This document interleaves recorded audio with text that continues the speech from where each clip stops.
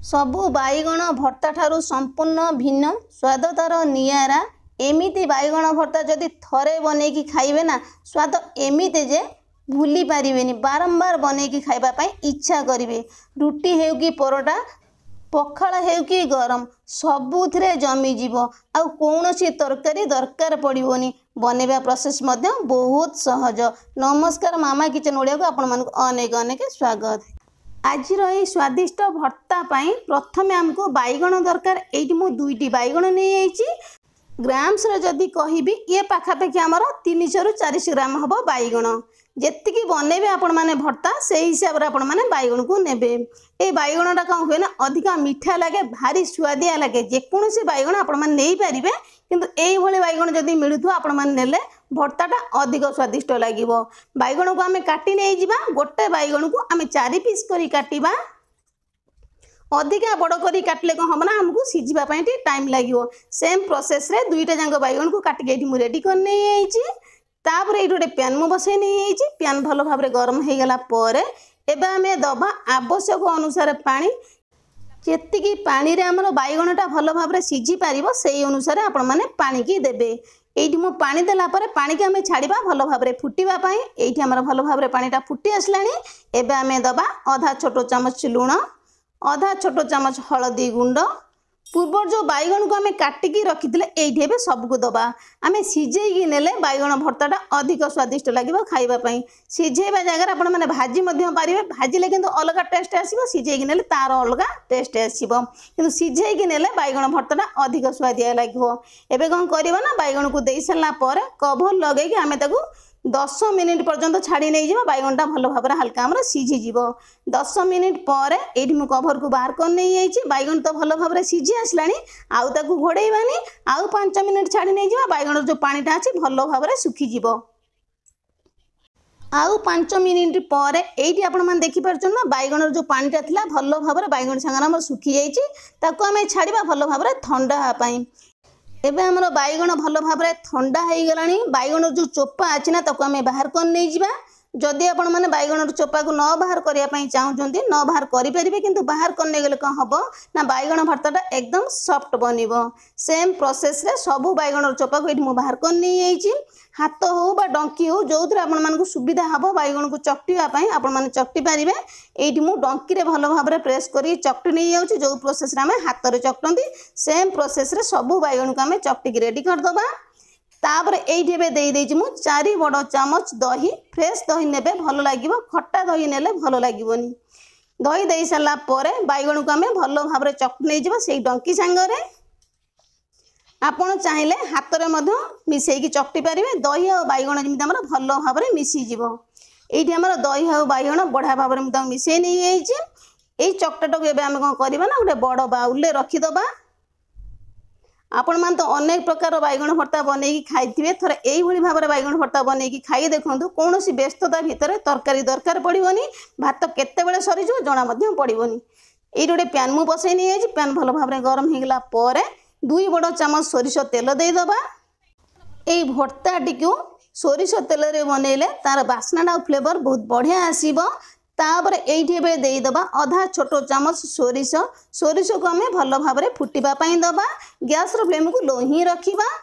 सोरिष एठी हमर भलो भाबरे फुटी आसलानी। एठी बे हमें देई दबा 8 रु 10 पाखुड़ा रसुण को हल्का छेची नेइथिली। एठी बे सब को देई दबा। 4टी कंचा लंका देई दबा। मझिरु टिके काटी नै जिबा। लंका फुटीबो तेल रे पड़ले तो सेति पई लंका को आपण माने काटी घी देबे। तापर एठी बे देई दबा अल्प किछि भृषंग पत्र। तापर एबे हमें देई दबा 2टी सुखिला लंका हल्का खाली फ्लेवर पई। एबे हमें कोन करबा ना सब को भलो भाबरे गोळेई नै जिबा। अधिका लाल करी कि रसुण को हमें भाजीबानी। रसुण र खाली कंचा स्मेल पळै जिवो। एठी एबे हमर भलो भाबरे रसुण हेई आसलानी। एठी एबे देई दबा हमें गोटी बड़ साइज रो टमाटो को छोटो छोटो करी काटी दिले सब को देई दबा।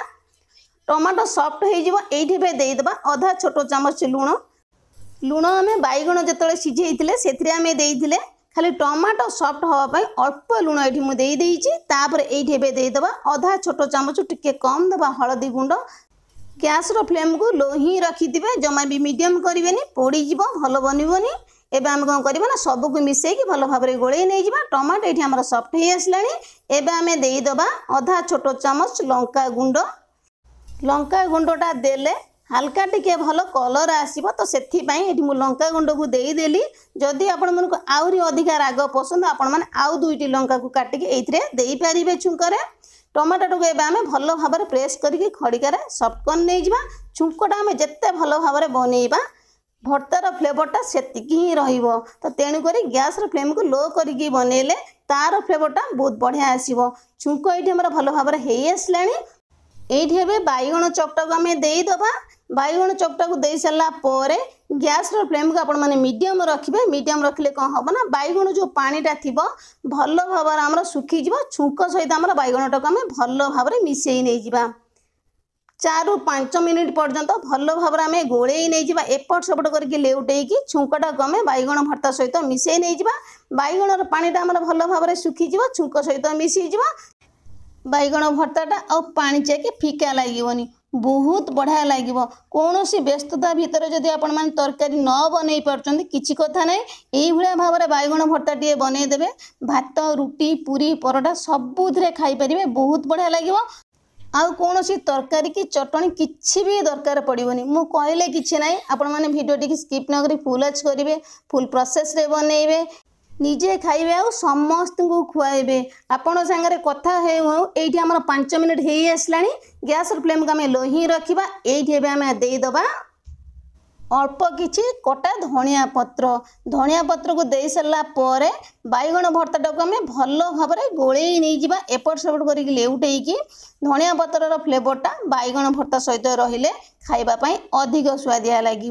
सबको ये आम भल भाव में आउ 2 मिनिट पर्यंत गोलई नहीं जावा। अच्छा कहले देखी यही भाया बैगण भर्ता टी आपण मैंने आगुरी के बनई कि जदि ना निहाती भाव में थरे बनई खाई देखिए स्वाद एकदम मन छुआ आत्मा संतोष है लगे। जदि आपण मैंने यही भाया बैगण भर्ता टी बनई खाइबे केते सहजरे एते सुंदर बैगण भर्ता टी ये आमर रेडी हो चटपटा स्वादिष्ट सुआदिया गरमा गरम छुंक दही बैगणर भर्ता देखिबापाई जेतिकी सुंदर देखा जाउची खाइबापाई मध्य सेतिकी सुआदिया बनैबा प्रोसेस सबुठार भी सहज।